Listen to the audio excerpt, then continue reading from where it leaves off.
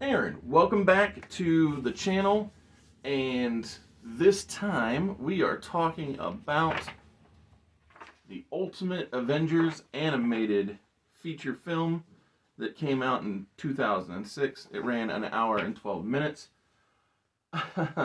So my biggest takeaway all throughout my notes, I felt like I kept referring back to, and mind you, it's not strictly the animated movie, it's realistically the Ultimate Universe in the comics, in my mind. But, you know, the movie brought that to light or kept it top of mind. It was just how many things the Ultimate Universe influenced in the live action films.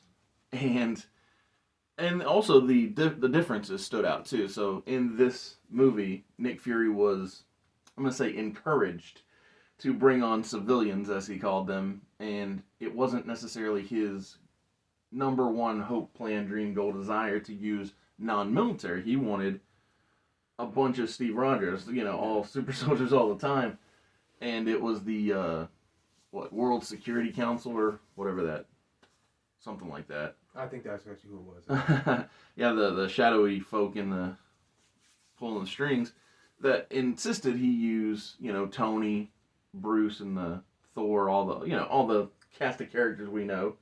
Funny how that element actually played a lot in the MCU films. Yeah, yeah, and everything. absolutely. Like I said, I just find it interesting how many things from the Ultimate Universe got translated over, and I think it's because of the idea that it was written with the intent to be a modernization. Because, you know, in 50 something, 60 something, you're not really thinking about, oh, let's do this, but in the movies, yeah. I would assume.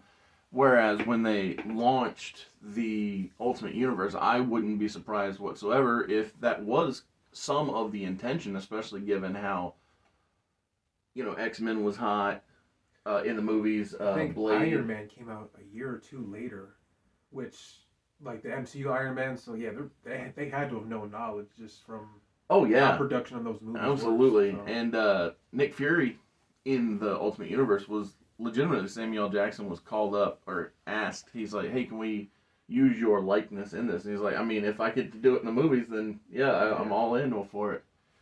And so, yeah, definitely they had intentions behind intention of getting to this place when they started the comic, you know, universe. I think that the MCU definitely took a lot, especially like the visual looks from the Ultimates, but I will say personality-wise, it seems like they're more 616, especially with like Captain America. Like, oh, I thought Tony was a big disconnect because of him having the secret identity. Yeah, and I did like that. Oh, it made me laugh every time people were like, "Oh, Tony, can you get us in contact with Iron Man?" As if you're not already talking to Iron Man. All that. Wasn't that the original plan for the MCU?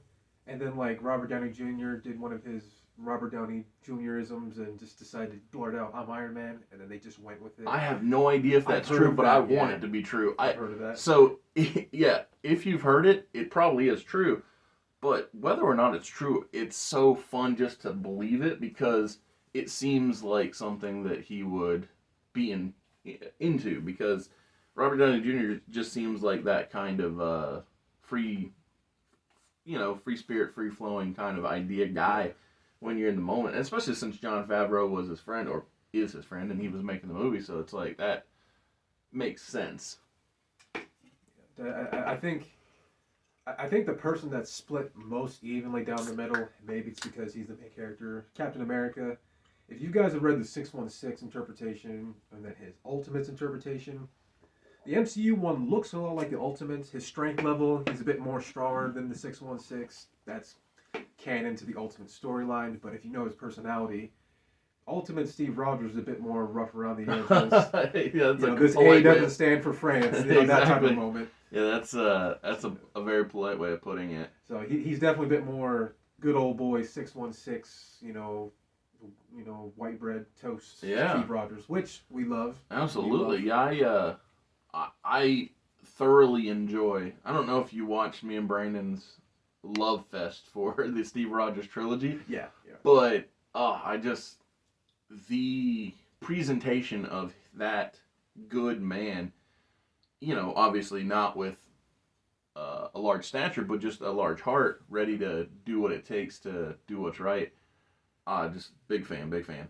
Uh, so, to me, the biggest surprise, and what I mean by that is I haven't watched this movie since probably the year it came out, Oh, really? or something thereabout, right? So I watched it either when it released in 2006 or somewhere close around it, right? But the thing I forgot about more than anything else, because so many things feel familiar. Hulk feels familiar. Steve feels familiar. The one thing that really slipped my mind was just how important Betty Ross was. Yeah. Because so often in media, especially, but stories, she's sort of important, but I wouldn't say she's the most valuable player. No. And here, her value was both important given how her and Bruce interact, but also her value was so important because of her intellect and what she brought to the table for solving the secondary problem after we defeat the Chitauri that should have possibly been called Skrulls since they can shapeshift. Yeah, like it seemed like they were trying to combine a lot of elements. Absolutely. Runtime, you get what I'm saying. Absolutely, and I'm not even mad at it. Like, if this is your first introduction to any of these things, especially in 2006, then it doesn't have to be accurate. It just has to be entertaining.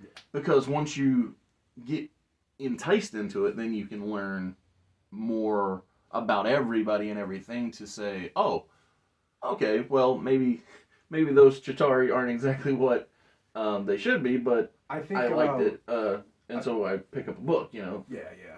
I think that the reason they used Chitauri, this is just speculation, with how close it was happening to the inception of the MCU. For sure. And then the Avengers, 2012, but production-wise, they would have known about it way sooner. There wasn't that many movies. Yeah, yeah. I thought maybe because basically all roads led to Avengers Exactly. in Phase 1.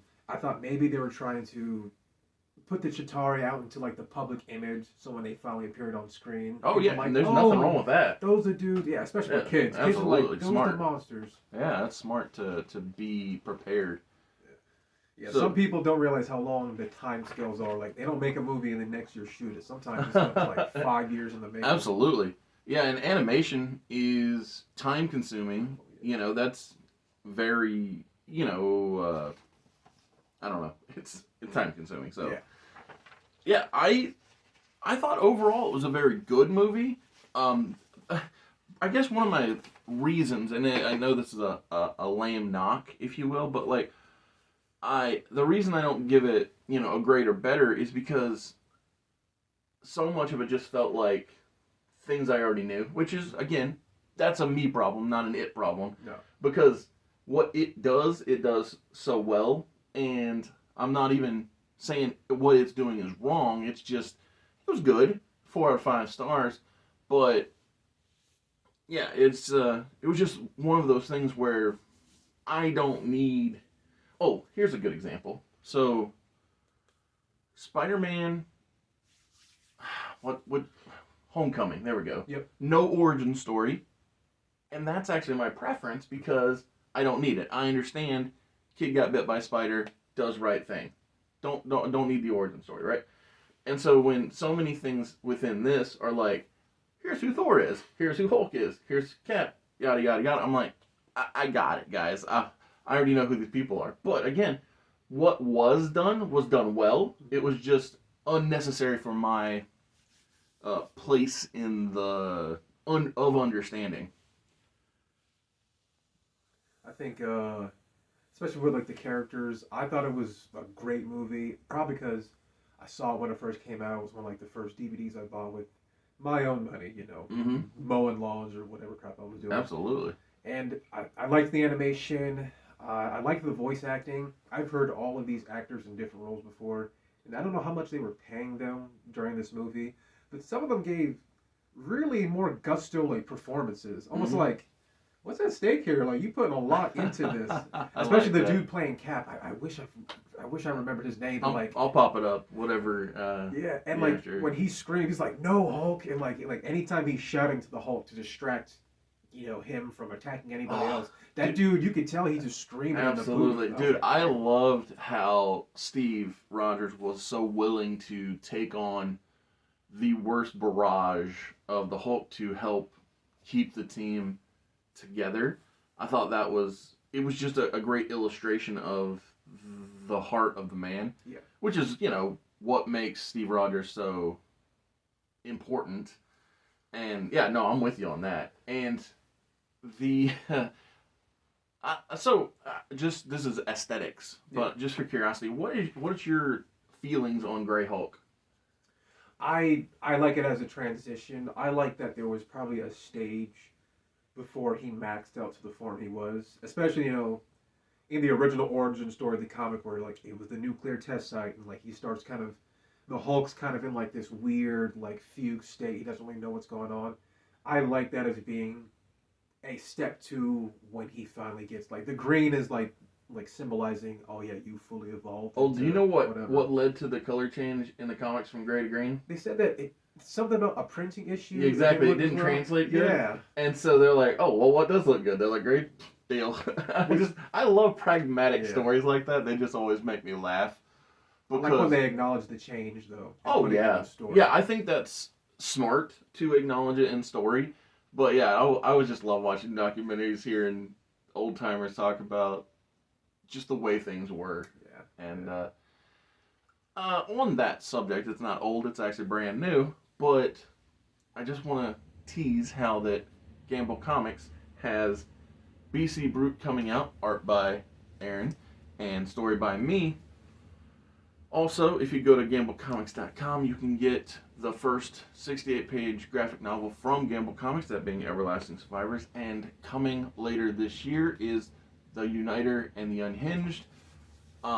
So the first promotional art has been produced and will be advertised within BC Brute, which is, the most recent slash the thing we're pushing hard to get people to support and get behind. Oh my goodness, dude! When the lettered pages came in, I don't know about you, but so many choices that were made for emphasis. I was just like, and this is why the team is so important. Like, I don't think people actually always understand just how key each piece of the recipe is. Because, so I've had people say to me, they're like, oh, I'm so proud of you for working on getting better at art. You can bring your vision to life. But they don't understand other people interpreting my vision is so dang beneficial. Whether it be you or February or, the letterer when he when he shows what is said in such a way as to where it's like, man, this has real impact. I'm just like so happy with the team overall, because that's what it all comes down to is having such a good working relationship with everybody, so that all a rising tide lifts all boats.